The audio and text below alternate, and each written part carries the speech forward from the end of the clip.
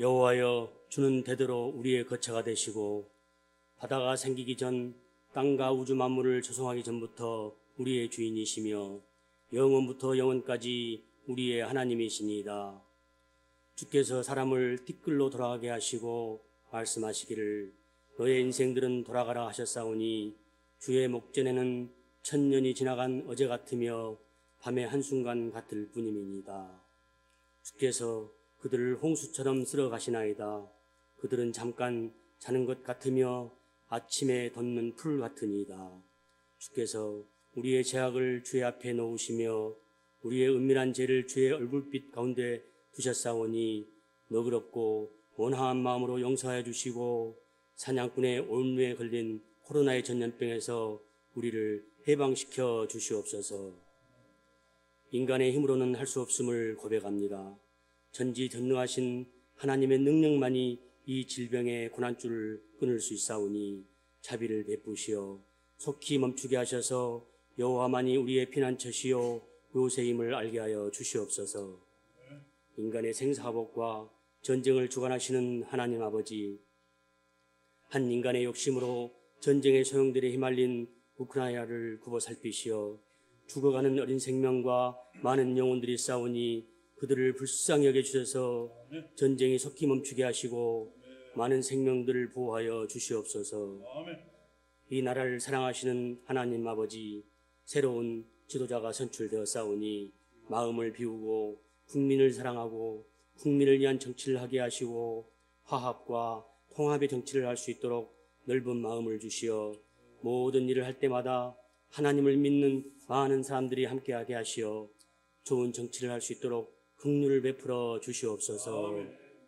오늘도 사도행전 말씀을 들고 단위에 서시는 사랑하시는 사자 목사님 위에 성령이 임하시어 진리의 말씀과 생명의 말씀만 태어나게 하시고 그 말씀이 선포될 때 능력의 말씀이 되어 바위 같은 우리의 마음이 눈같이 높게 하시어 사랑과 온유가 흘러넘쳐 오직 주님만 찬양하는 저들 되게 하시옵소서.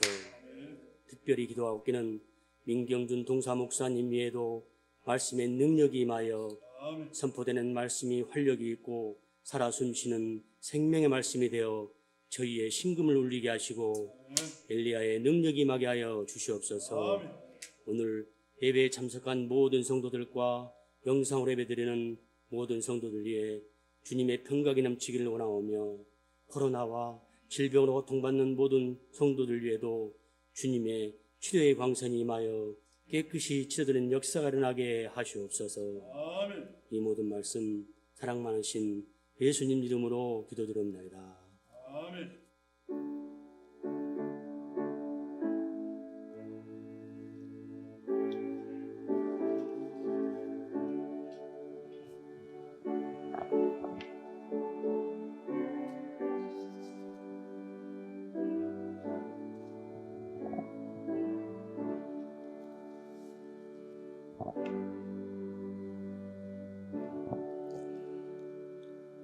성경 봉독입니다.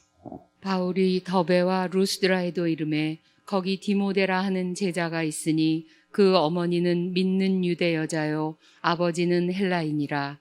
디모데는 루스드라와 이고니온에 있는 형제들에게 칭찬받는 자니 바울이 그를 데리고 떠나고자 할새 그 지역에 있는 유대인으로 말미암아 그를 데려다가 할례를 행하니 이는 그 사람들이 그의 아버지는 헬라인인 줄 다 알미러라.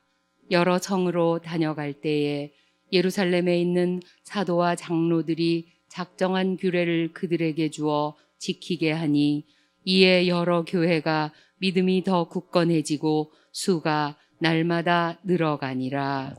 아멘. 사도 바울은 전도 여행을 3차례 했습니다. 그래서 흔히 3차 전도 여행이라 그럽니다. 1차 전도 여행은 그가 하나님의 은혜를 받고 안디옥 교회가 핍박에 의해서 흩어져서 소아시아 지역에 흩어진 곳에 가서 전도를 했습니다. 2차 전도 여행은 그 전도의 결과를 가지고 해결해 나가는 부분이었습니다. 지난번 우리가 1차 전도 여행을 통해서 이방인들이 예수를 믿고 또 하나님의 은혜로 구원을 받는 걸 보고 이들이 꼭 할례를 받아야 하느냐, 아니면 유대인들이 아브라함 때부터 지켜온 규례를 행해야 하느냐 하는 문제를 예루살렘 교회에서 결의를 했습니다.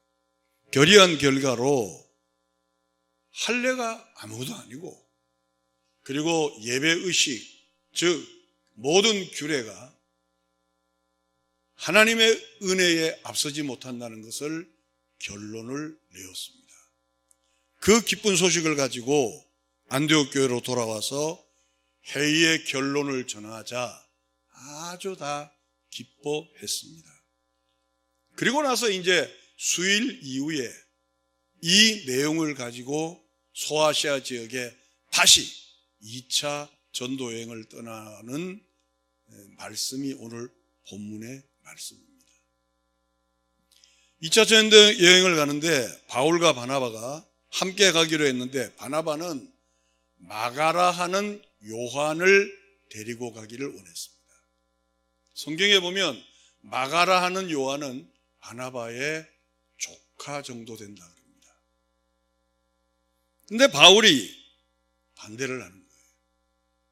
왜냐하면 1차 전도 여행 때 무엇인지는 구체적으로 말하지 않았지만 바울과 의가 상해서 그가 전도 여행 중에 가버린 거예요. 여기 마가라는 요한은 마가복음에 나오는 마가와 다릅니다. 가버린 거예요. 그러니까 바울이 마가라는 요한을 못 데리고 가겠다. 이걸 빌미로 해서 바나바와 바울이 싸운, 어느 정도 싸우는가는 구체적으로 나오지 않았지만 심히 다투었다. 그리고 그 결과로 둘이 나누어지는 거예요. 저는 오늘 그 말씀의 그 요지를 신앙의 인격과 또 신앙의 성격 문제를 어떻게 봐야 하느냐는 거예요. 사실 바울이 바나바한테 그러면 안 되죠. 바나바가 바울에게 어떤 실수를 해도 바울은 그러면 안 됩니다. 왜냐하면 생각해 보세요. 예수를 죽인 자를, 예수 믿는 자를 죽인 자를 바울에 의해서 예루살렘, 바울에 의해서 여러 사도들에게 소개도 하고, 그거 쉽지 않습니다. 예를 들어 우리 예 앞에서 술집에서 일하는 술집 여자가, 제가 여성 비하하는 거 아닙니다. 예를 드는 겁니다. 요즘은 설교하기도 어려워요. 예수를 믿었어요. 근데 예수를 믿었는데 보통 열심히 믿는 거 아니에요. 나기동 목사가 그 술집 여자에 있던 그 여성을 데리고 가서 다서 피아를 하는 거예요. 그 오해와 저게 뭘까? 우리 목사님이 왜 그럴까? 근데 이 내용은 그보다 더한 거예요. 근데 그 마가라는 요한 때문에 심히 다투고 서로 갈라져서 전도 여행을 한 목적으로 가기로 했는데 갈라져서 따로따로 가는 거예요. 그래서 저는 첫째로 신앙과 성격의 문제에 대해서 한번 이 말씀을 가지고서 서로 고찰하고, 나는 일생을 예수를 믿었는데 나의 신앙은 지금 어떤 과정을 흘러가고 있는가, 또 나는 내 성격은 지금 어떻게 가정에서나 아내나 남편에게 또 주위에서 내 성격이 어떻게 변화되어 가고 있는지를 서로가 답을 구했으면 좋겠습니다. 먼저 제가 질문을 하나 할게요. 예수 믿고 나면 성격이 바뀝니까? 아니면 안 바뀝니까? 뭐 답을 할 필요는 없고요. 저는 그렇게 생각합니다. 사람은 자기 성격대로 삽니다. 그러니까 예수를 믿는다고 해서 그 사람의 성격이 바뀌지 않습니다. 단 이렇게 바뀌게 되죠. 저 언젠가도 설교를 했는데 그 사람의 성격이 파랗습니다. 그럼 이 사람이 신앙생활을 성령의 지배를 받고 성령의 인도를 잘 따르는 사람은 이 파란 성격이 푸르스름해집니다. 참 자기도 보기도 좋고 남이 보기도 좋은 아주 푸르스름해집니다. 근데 예수를 잘못 믿게 되면 이 푸르스름한 이 성격이 시퍼러등등하게 돼요. 자, 성경을 한번 보겠습니다. 사도행전 15장 36절을 그동안 제가 설명한 것이 그대로 나와 있습니다. 한번 들어보겠습니다. 며칠 후에 바울이 바나바더러 말하되 우리가 주의 말씀을 전한 각 성으로 다시 가서 형제들이 어떠한가 방문하자 하고 바나바는 마가라 하는 요한도 데리고 가자 하니 바울은 밤빌리아에서 자기들을 떠나 함께 일하러 가지 아니한 자를 데리고 가는 것이 옳지 않다 하여 서로 심히 다투어 피차 갈라서니 바나바는 마가를 데리고 배 타고 구브로로 가고 바울은 신라를 택한 후에 형제들에게 주의 은혜의 부탁함을 받고 떠나 수리아와 길리기아로 다니며 교회들을 견고하게 하니라. 그 당시 초대교회 때 바나바와 바울은 초대교회 때 리더들이에요. 그렇죠? 타의 추종을 불허할 정도로 리더였어요. 아마 아무것도 모르는 사람은 이게 뭐야 이거, 애들 장난도 아니고 주의 일 한 다음에 선교한 다음에, 여러분 강해 설교의 장점이 뭔지 아세요? 강해 설교는 강해 설교자의 설명을 들으면, 성경을 읽으면 그대로 해석이 돼요. 머리에 이게 딱 들어와서 그냥 같이 거닐게 되는 거예요. 그게 강해 설교의 특징입니다. 제목 설교는 본문을 정해놓고 자기가 원하고 싶은 것을 전해요. 그건 제목 설교라고 그래요. 주제 설교는 나는 이번에 사랑을 전해야지. 그러면 성경 66권에서 사랑을 뽑아. 그래서 사랑은 이렇습니다 하는 거예요. 근데 강해 설교는 강해 설교자의 설교를 들으면 이 본문이 이렇게 그대로 떠올라와요. 그게 강해 설교의 묘미예요. 앞으로 아마 한국 교회는 강해 설교 아니면 아마 살아남지 못할 거예요. 이거 본문에 보면 그대로 드러나잖아요. 바울이란 영적 거성과 바나바란 영적 거성이 한 교회에 싸우는 거예요. 그리고 따로따로 선교여행을 떠나는 거예요.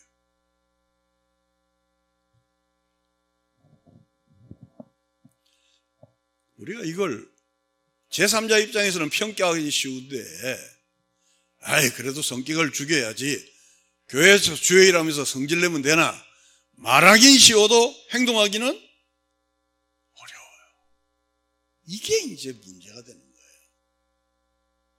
다시 말씀드리지만 예수 믿으면 성격이 변하는가? 자, 바울의 성격은 온유한 사람이에요? 불같은 사람이에요? 불같은 사람. 베드로도 막 공격하잖아요. 그죠? 감히 어떻게 베드로를 공격해요, 지금? 베드로가 이방인과 같이 식사하다가 유대인이 들어오는 거 보고 깜짝 놀라서 절로 가니까 막 베드로를 공격하는 거예요.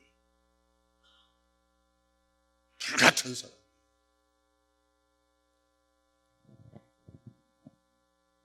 지금까지 인도해준 바나바와 싸우는 거 보면 바울의 성격은 대단한 성격이에요. 우리가 함께 신앙생활 하다가 가장 많이 갈등하는 게 이 성격 때문이에요. 특별히 우리 방송이 되니까 설교할 때는 가장 속이 좁은 그룹이 누구냐면 목사님 그룹. 목사님 그룹. 그 다음에는 나 얘기 안 하겠어요. 이 목사님 그룹이 여러분은 참 이 바다와 같고 뭐 사랑이 많고 넓은 것 같죠. 우리 아마 윤 장로님도 노예 회의 참석하고 깜짝깜짝 놀랄 때가 있을 거야. 근데 이제는 뭐 수년 참석했으니까 의뢰하시겠지. 우리 송 장로님이 계신데, 송 장로님이 노예에서 모든 아주 예민한 문제들을 다 정리하셨어요.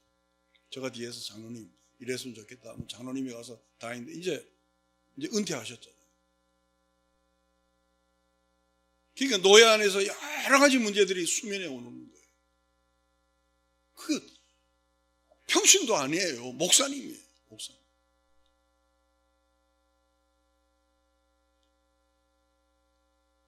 예수 믿으면 성격이 예수 믿어도 안 바뀝니다.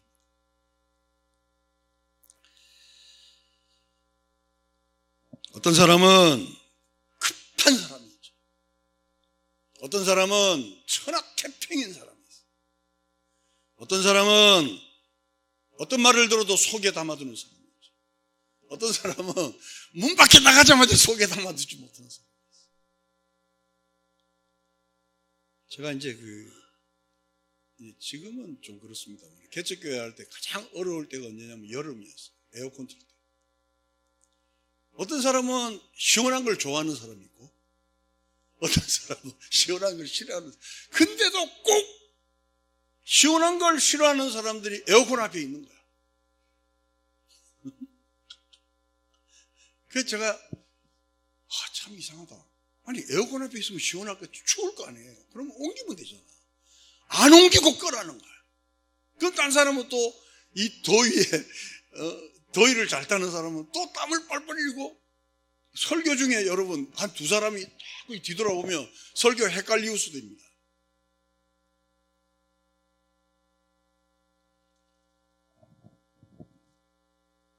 그래서 여름에는 에어컨 조절하기가 보통 어려운 거 아니에요.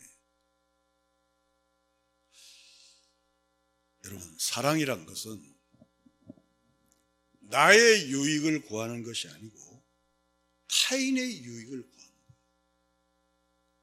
다시 말씀드릴게요. 우리가 기독교는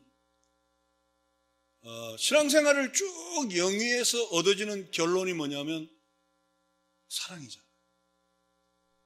그 사람이 성격이 급해도 결국은 사랑으로 열매를 맺게 되고, 성격이 느긋해도 결국은 사랑으로 귀결이 되는 거예요.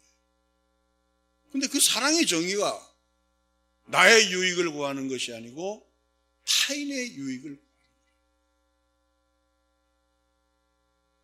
거예요. 고린도전서 13장은 바울이 성령의 은혜를 힘입어 기록을 했어요. 조금 전에 바울의 성격이 불같다 그랬잖아요. 불같은 바울이 사랑의 정의를 어떻게 했는지를 한번 들어보겠습니다.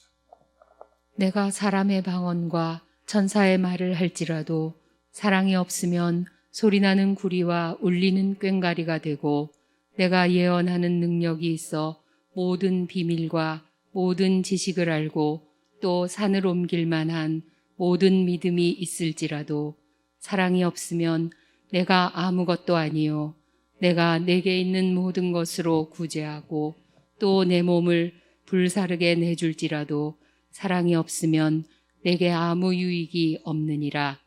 사랑은 오래 참고 사랑은 온유하며 시기하지 아니하며 사랑은 자랑하지 아니하며 교만하지 아니하며 무례히 행하지 아니하며 자기의 유익을 구하지 아니하며 성내지 아니하며 악한 것을 생각하지 아니하며 불의를 기뻐하지 아니하며 진리와 함께 기뻐하고 모든 것을 참으며 모든 것을 믿으며 모든 것을 바라며 모든 것을 견디느니라.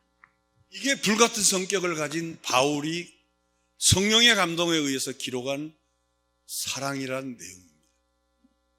이것을 기록하는 바울은 이 말씀에 마음에 걸렸을까요? 안 걸렸을까요?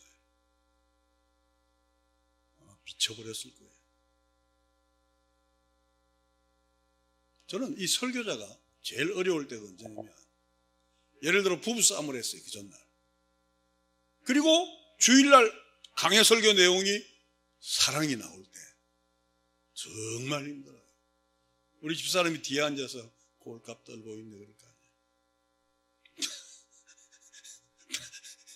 여러분, 설교자의 가장 어려운 게 그 부분이에요. 그래서 내가 우리 애들 보고 목회하지 말라 그랬어요. 그 부분도 너무 힘들어요. 나를 속이고 내가 설교를 하는데 어떤 한 번 실수나 두 번 실수는 하나님 정말 다시는 안 그러겠습니다. 하나님께서 은혜로 용서하세요. 그런데 사실 부부관계라는 게 안 그러잖아요. 저 혼자 그렇습니다. 정말 예민한 문제 하나가 또 삐지고 뭘 작은 거 하나 가지고도 마음이 상하는 게 부부관계 아니에요. 근데 설교 시간에 모든 걸 참으며 모든 걸 바라며 이거 못 해먹습니다. 근데 한 가지 유익이 있어요. 이걸 하면서 내가 아무것도 아닌 걸 깨닫는. 아멘. 우리가 설교를 들을 때 왜 목사님은 저런 설교는 안 하나? 나를 격려하고 나를 세워주지. 그거는 아무 유익이 없어요. 정말 내 심령, 내 폐부를 찌르는 설교를 들으며 미쳐버리겠다고, 내가 교회를 떠나고 내 잠깐 신을 떠나서 홀로 살고 싶다는 이런 갈등이 있을 때 하나님은 그 자의 영혼을 만져주십니다. 믿습니까? 이 설교를, 이 고린도전서 13장을 기록한 바울의 마음을 생각하며 저와 여러분의 마음을, 기독교는 잘못하면 완벽한 자들이 모인 곳으로 착각을 해요.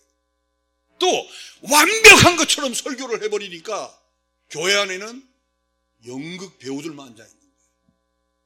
밖에서는 내 영혼이 폭발을 당했는데, 밖에서는 내 영혼이 갈 바를 알지 못했는데, 아니 조금 전까지 내가 직장인과 싸우고 부부와 싸우고 자식과 다투고 이런 피폐한 심령으로 왔는데, 교회에서 내 심령이 이렇게 공고하게 되었다 말하면 저 사람은 권사가, 장로가 왜 이렇게 믿음이 없어 이래버린다니까요. 그러니까 교회는 그런 모습을 안 보이기 위해서 자꾸 자기를 또 두껍게 하고 또 두껍게 함으로 자기 내면을 드러내지 않는 거예요. 결국 교회는 가장 무도회가 됩니다. 성경은 우리에게 말씀합니다. 결국 설교를 통해서, 성경을 통하여, 하나님 말씀을 통하여 우리에게 얻어내고자 하는 고백은 우리 속에 선한 것이 없음을 알고 십자가 외에는 우리는 아무것도 소망이 없음을 고백하는 자로 우리를 끌고 가고 만들어가고 그렇게 세워가는 줄로 믿습니다. 너무 낙심하지 마십시오. 저도 설교자로서 일생 동안에 얼마나 힘들었겠어요. 그렇죠? 저같이 저는 이게 살살 다루는 설교는 아니고 막 퍼펙트하게 확신 있는 것처럼 완벽한 자처럼 막 던지잖아요. 이 던질 때 저 마음은 어떻겠어요?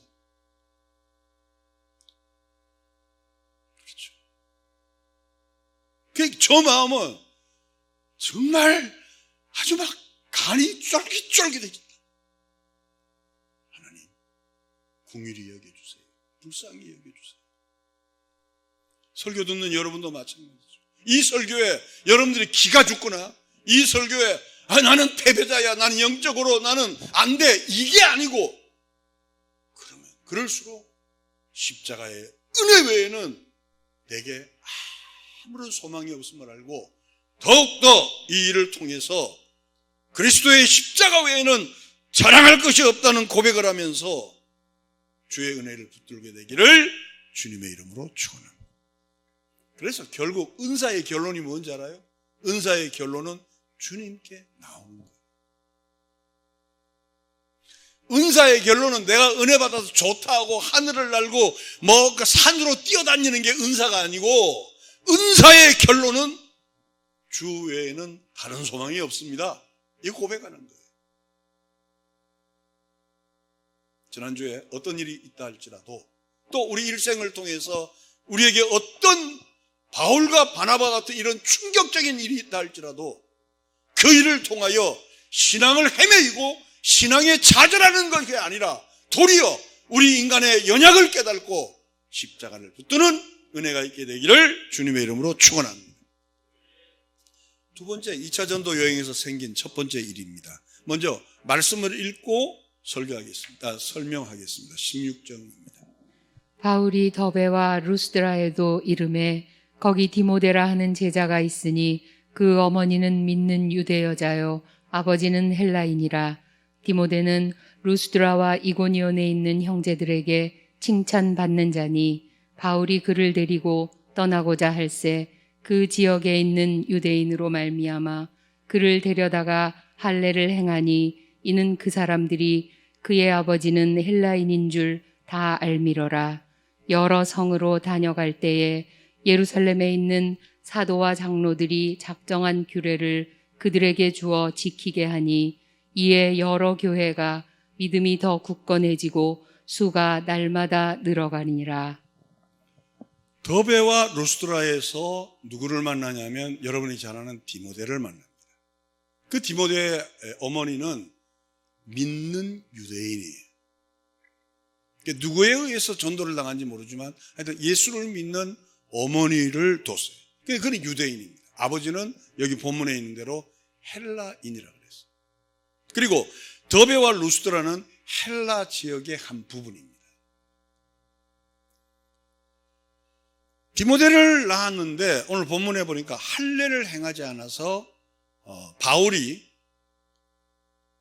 예수를 믿는 가정임에도 불구하고 디모데에게 할례를 행하는 내용이 나옵니다. 제가 2차 전도 여행의 목적을 말씀드렸죠. 1차 전도에서 이방인이라도 이제는 할례 받을 필요 없다. 이방인이라도 이제는 유대인이 지켰던 규례와 형식을 지킬 필요 없다. 오직 예수 그리스도의 은혜만 있으면 된다라고 말했는데 할례를 행하는 거예요. 그죠? 왜 그랬을까? 왜 할례를 행했을까? 아니, 예루살렘 공회에서, 예루살렘 공회라는 것은 지금으로 말하면 뭐 총회 같은데, 총회에서 결정을 지었어요. 오직 예수의 은혜 외에는 다른 거 증거하지 마라. 그랬는데 바울이 더베와 루스드라에서 만난 디모데에게 할례를 행하는 거예요. 아니, 안디옥 교회에서 할례가 없어졌다고 그렇게 좋아했는데 왜 이방 지역에 와서, 헬라 지역에 와서 왜 할례를 또 행하느냐는 거예요. 그 이유는 복음을 위하여 그렇게 합니다. 굉장히 역설적이죠. 왜냐하면 그 지역은 어떤 지역이라 그랬죠? 헬라 지역이라고 그랬죠. 그리고 헬라 지역이고 디모데의 부친은 헬라인이라고 그랬어요. 그러니까 유대인인 어머니에 있지만 그는 헬라 지역의 모든 영향을, 유대인의 영향을 받은 자들이에요. 만약에 거기서 디모데가 이제는 남을 가르침에 있어서, 성경을 가르침에 있어서 그가 나는 헬라 받지 않아, 나는 할례 받지 않아 하고 오직 복음만을 가르친다면 그것을 소화하는 텀과 기간이 어마어마하게 커졌을 거예요. 헬라인들이 그걸 금방 수용을 못하고 또 거기 있는 유대인들조차도 아니, 그래도 할례는 받아야지. 이거 뭐 하는 거야? 우리나라에 이런 일이 있었어요. 우리 참 존경하고 사랑스러운 하영조 목사님께서 저도 하 목사님하고는 굉장히 깊은 관계가 있었습니다. 하 목사님이 그 신촌역 앞에서 그 두란노스온 초창기 때 우리 집사람하고 저하고 왔어요. 토요일마다 선교 센터에서 간사 역할을 했어요. 그리고 데니스 레인 목사님 오셨을 때 1기부터 계속 저는 거기 스텝으로 같이 참석해 됐습니다. 하영조 목사님은 그 처음에 강단 쓸 때 아주 한국 교회가 놀라울 행동을 했어요. 티사스에 청바지 입고 올라왔습니다. 제가 보기에는 멋있었어요. 괜찮고. 또 하 목사님은 이렇게 그 언변이나 모든 것들이 굉장히 그 탁월합니다. 그리고 목사이면서도 기획력과 이 그 기독교 비즈니스는 타의 추종을 불허합니다. 예, 타의 추종을. 그렇죠. 근데 이분이 막 프리한 모습으로 막 청바지 입고 강단에 올라가고 남방 이렇게 막 접어서 강단에 올라가니까 젊은 목사들이 얼마나 보기 좋아요. 부산 강한교회, 제가 우리 노예 말고 통합적 부산 강한교회에 있습니다. 어느 날 그 교회에서 저한테 부흥회를 와달라 그러더라고요. 그래서 그 강한교회하고 바로 옆에 있는 교회인데, 그래서 제가 예 알겠습니다 하고 가니까 그 서광석 목사님인데 그 서울대 철학과 나온 친구예요. 근데 군에 있을 때 이 친구가 나의 밑에 있었어요. 있으니까 나보고 형님 와서 좀 집회해달라 그러더라고요. 가니까 이 친구는 이미 그 뇌경색으로 넘어가지고 성빈센트 병원에 입원해 있었어요. 그 이유가 뭐냐고 물어보니까 이 친구가 두란노교회 부목사님이었어요. 부산에 내려가서 어떤 적절한 타협 없이 서로의 어떤 그 대화가 없이 청바지 바람에 주일날 올라간 거예요. 청바지 바람에. 그리고 티사스 남방에 접어서 올라온 거예요. 이촌동 하용조 목사님 그게 돼요. 됩니다. 그렇다고 하 목사님이 제가 알기에는 주일날은 양복을 입었다고 난 생각해요. 왜냐하면 그게 TV로 생중계가 되기 때문에 그렇게 무죄한 목사님이 아니거든요. 근데 이 친구는 그냥 이렇게 그 청바지 입고 티사 남방 이렇게 막 올려가지고 막 하다가 장로님들하고 붙은 거예요. 교회 오신 지 6개월 만에 좀 임지를 찾아봐라. 우리가 정당한 대우를 해줄 테니까, 즉 뭐 그때 보니까 3년간 사례비를 줄 테니까 좀 알아보시고. 온 지 6개월 만에 이렇게 된 거예요. 그게 뭐 서로 뭐 이렇게 저렇게 하다가 한쪽은 교회가 50%는 그래도 우리 젊은 목사님을 지지하자는 쪽이 있고 50%는 아니다 내보내지 않은 쪽이 있었어요. 저를 부른 쪽은 그래도 목사님을 모시자는 쪽이었어요. 저는 목사님을 내보내지 않으면 저 안 갔죠. 난 못 모르고 올라갔는데 막 깽가리를 치고 난리가 치는 거예요. 1층에 반대파들이 집회 못하게 깽가리를 치는 거예요. 여러분 그 집회 다니면 별일 많습니다. 막 깽가리를 치는 거야. 이 또 부산 사람들이요, 한번 야마가 돌면, 야마는 일본 말로 머리가 돌면 복잡합니다. 그럼에도 불구하고 2층에서 저는 집회를 했는데 이 친구들이 확성기로 밖에 듣는 거야. 자기들 욕 한마디만 하면 이제 막 쳐들어올 마음으로 그 소리를 듣는 거예요. 저도 노련하죠. 안 하죠. 여러분, 저 밖에 있는 사람도 조금 전까지 우리가 같이 한 형제 자매들입니다. 절대 탓하지 말고 사랑으로 감사합시다. 그러면서 그때 웬일인지 저에게 하나님께서 눈물을 많이 주셨어요. 나중에는 전부 다 올라와서 같이 예배를 드린 거예요. 울면서. 그리고 또 싸웠어요. 나는 울면 해결되는 줄 알았는데 해결이 안 되고 또 싸웠어요. 그 사건의 발단이 뭐냐? 아주 간단한 거예요. 목사님이 그 지역의 입장을 먼저 생각하자. 그러니까 하용조 목사님, 온누리 교회에서 부목사님으로 있던 그때만 생각하고 문화적 배경과 성도들의 지금 환경, 성도들이 어떤 사고와 어떤 수준에 있는가도 전혀 생각하지 않고 자기 생각만 하는 거예요. 교회가 분란이 나고 결국 목사님은 돌아가시고 사모님은 지금 경상남도에 가면 감남산 기도원이라고 있어요. 거기 기도원에서 일 보고 계시고 아주 어려운 길을 걸었습니다. 정말 아주 똑똑하고 괜찮은 친구인데 너무너무 그 생각은 마음이 아픕니다. 디모데가 하나님의 은혜를 받았습니다. 디모데 어머니도 하나님의 은혜를 받았습니다. 디모데 아버지도 하나님의 은혜를 받았습니다. 이제 은혜 받았으니 할례 아무것도 아니야. 규칙 아무것도 아니야. 우리는 은혜로 할 거야 라고 했다면 그것이 정착될 때까지는 뒤집어졌을 거예요. 그래서 바울은 믿음 있는 사람에게는 믿음이 있는 대로, 믿음이 없는 사람에게는 믿음이 없는 대로, 우상의 제물을 먹는 사람에게는 우상의 제물을 먹는 대로, 우상의 제물을 보면 거북스러운 사람은 일생을 우상 고기를 안 먹는 채로 성도들을 대하는 거예요.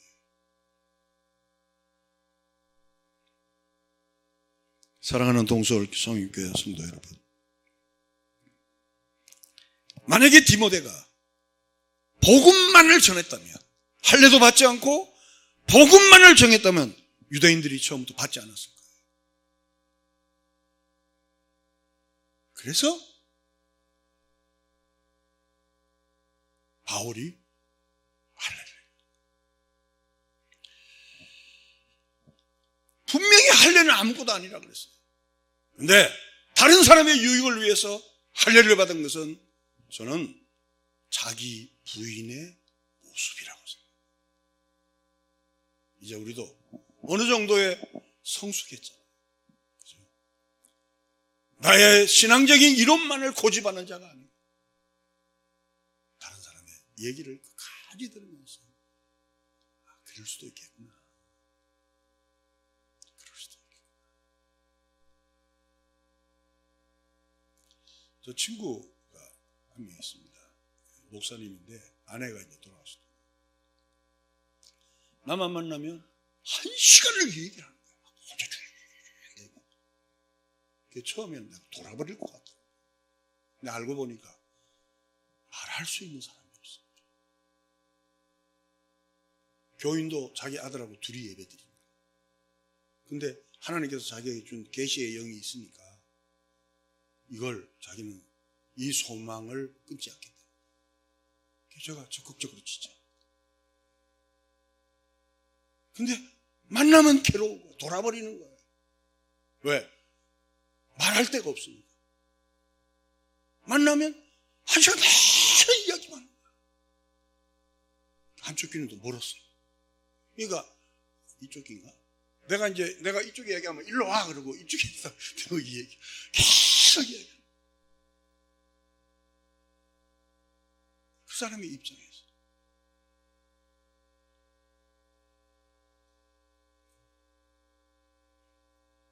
할례는 아니라고 하면서 그렇게 싸운 사람이 할례를 해요. 저는 여기서 바울의 위대함.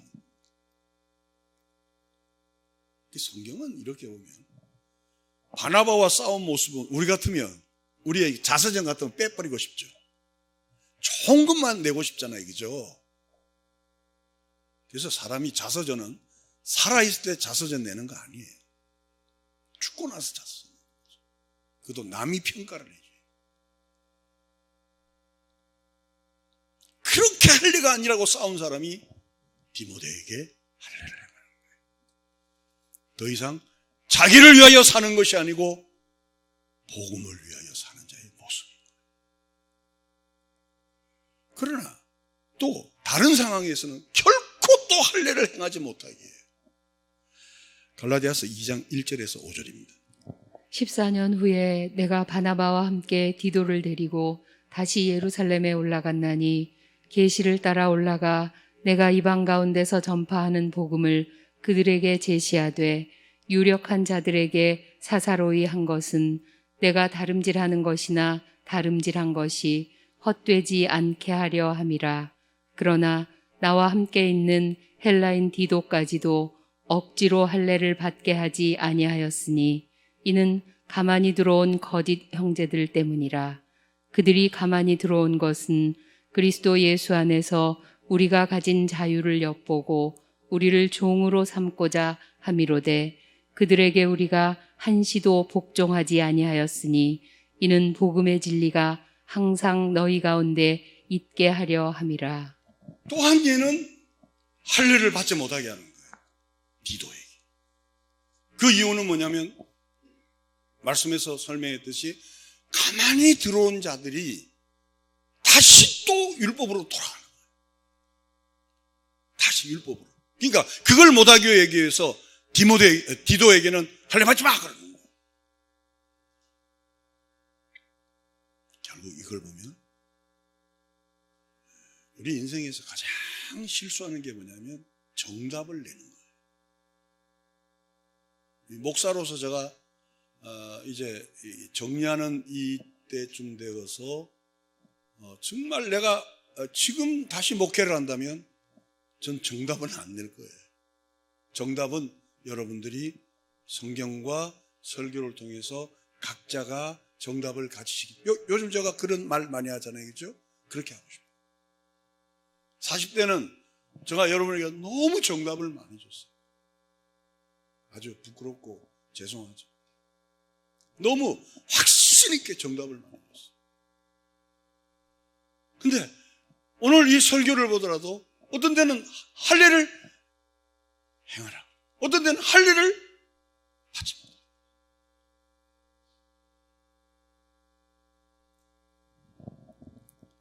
왜 그랬는가? 오늘 조금 전에 성경 본문에 나오죠. 이는 너희에게 복음이 머물러 있게 하기 위함이다. 예를 들어 여러분의 각자의 심령에 복음이 머무른다면 나는 여러분에게 해야 될 말을 하지 않을 수도 있어요. 하지 말아야 될 말을 할 경우도 있어요. 그 복음이 여러분에게 유익이 된다면 저에게 목숨을 걸 수도 있고 사랑으로 감사할 수도 있는 거예요.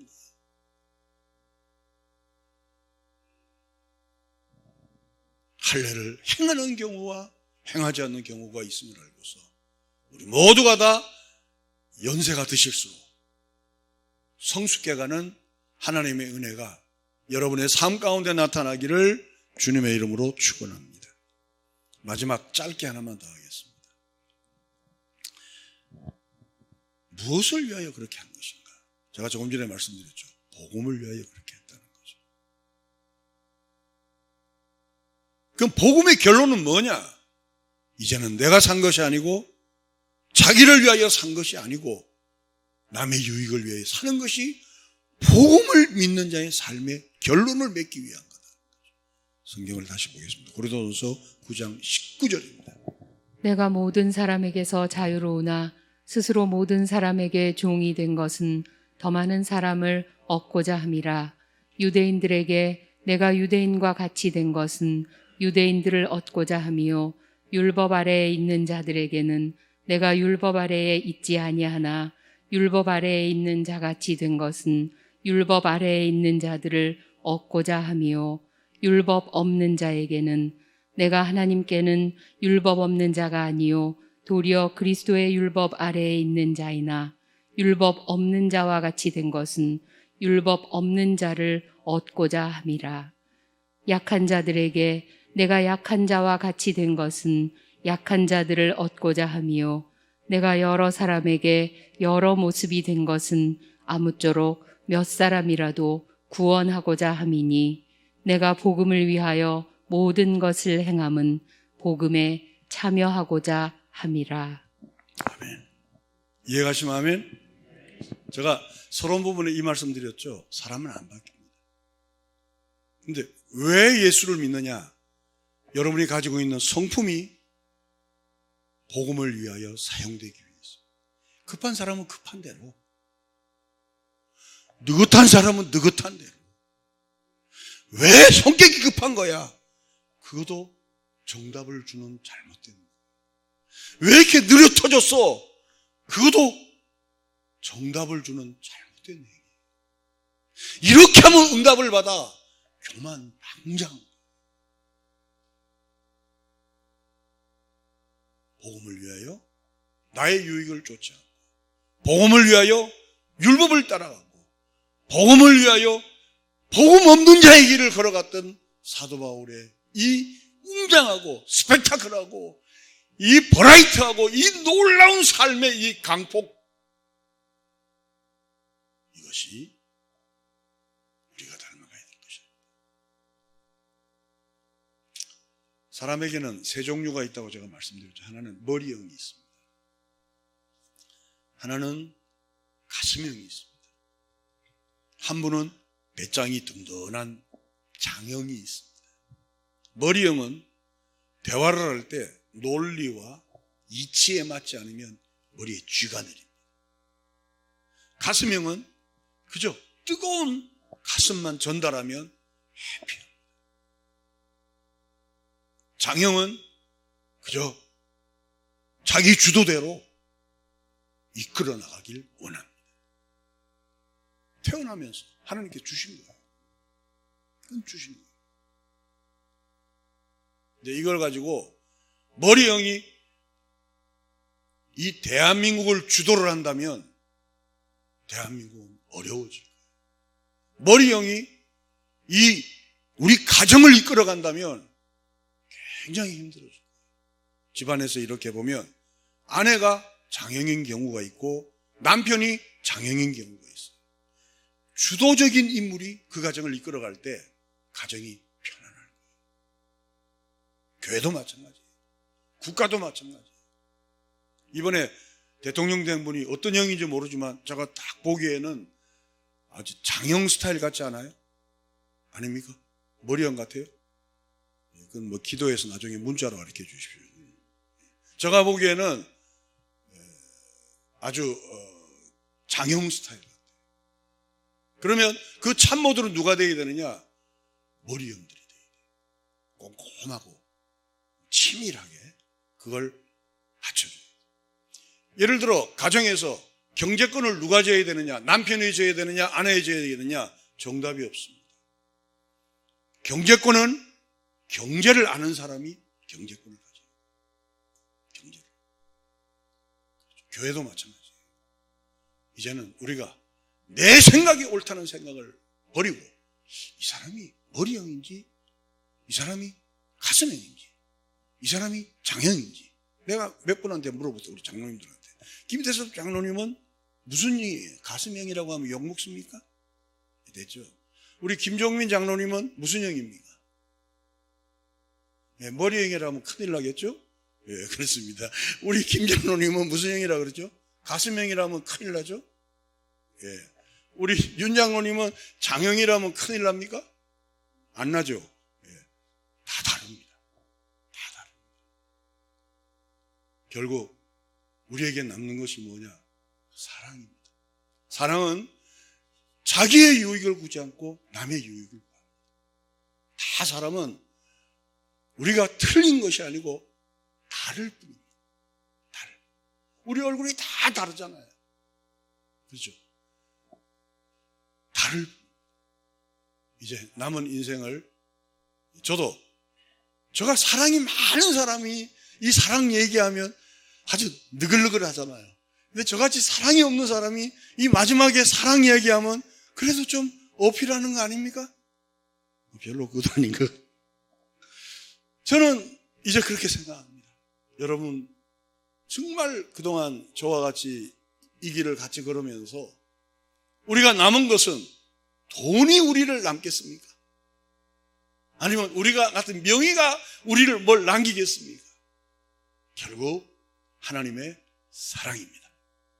여러분에게 그 사랑이 풍성해서 여러분을 만난 자들이 그다리 율법을 모르면 모르는 대로 살아가고 율법을 알면 아는 대로 사랑하고 믿음이 있으면 믿음이 있는 대로 사랑하고 믿음이 없으면 없는 대로 사랑하고 연보를 못하면 못하는 대로 사랑하고 연보를 많이 하면 많이 하는 대로 사랑하는 복음을 아는 복음에 머물러 있는 하나님의 사람들이 되기를 주님의 이름으로 축원합니다.